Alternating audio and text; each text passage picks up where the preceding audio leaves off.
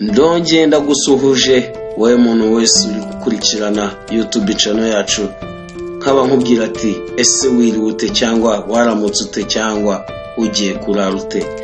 Aka kanya rero akaba ari akanya keza tugiye gukoresha, nkaba ngiye kukwereka cyangwa se kukwigisha uburyo isi yigisha uko bwije nuko bukeye. Nimba utabizi bimenye buryo uriga, nubwo waba utabifata iyo mpamvu bishobora kuba bikugereye izi ngaruka zitandukanye. Gusa reka nkwereke ibyo bintu isi ikwigisha uko bukeye nuko bwije. Icyambere kikaba kigira kiti uko wakwitwara kose ntushobora kunyura bose cyangwa ngo ubashimishe, bityo ntuzanabigerageze.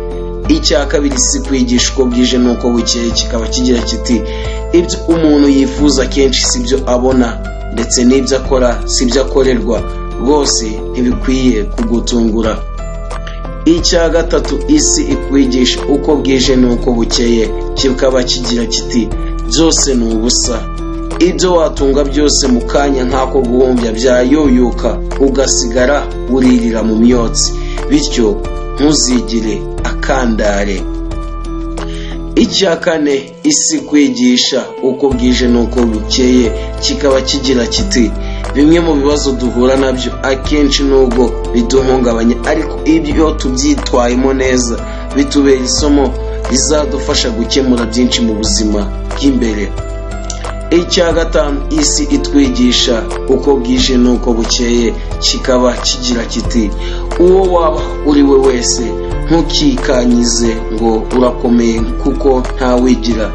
Ejo ushobora kwisanga wakeneye umwe wajyaga usuzugura ugaraguza agati. Icya gatandatu kikaba kigira kiti nukunda umuntu ntagukunde cyangwa akaguhemukira ntibizagutesha umutwe, burya n'ubundi ntacyo yari kuzakumarira.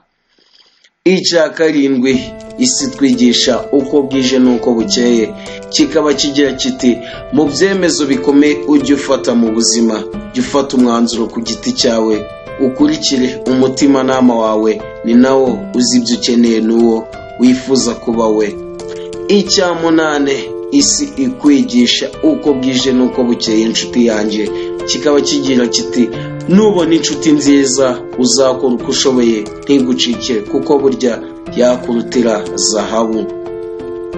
Icya cyenda kikaba kigira kiti ntugatinye gukora ikintu ngo nuko kigoye, kuko nta kizima wakora utiyushye akuya, nta n'intwari ibaho itararwana urugamba ngo irutsinde.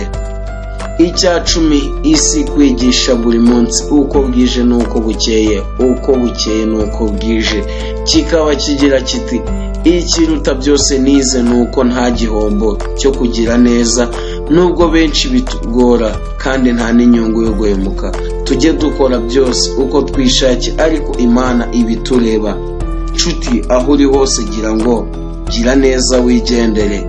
Nkaba ngushimiye wowe muntu wese ukurikiye iki kiganiro cyacu, nkaba nkubwira ati urare neza wirirwe neza, naho ubutaha.